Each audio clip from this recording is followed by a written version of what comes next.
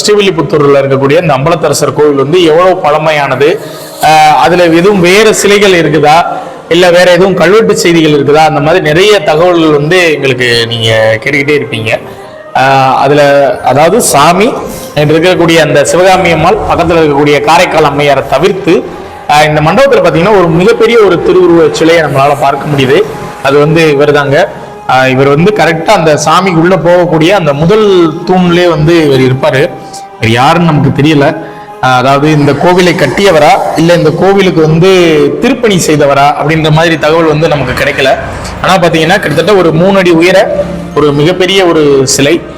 இது பக்கத்திலே பாத்தீங்கன்னா இன்னொருத்தங்க ஒரு பெண் இருக்காங்க. அவங்க கையில வந்து ஒரு குழந்தை வைத்த மாதிரியான ஒரு அமைப்பு இருக்குது. அதாவது இவருடைய மனைவிமாரா கூட இவங்க இருக்கலாம். கையில ஒரு குழந்தை வைத்து இருக்கக்கூடிய ஒரு சூழல்ல இருக்காங்க.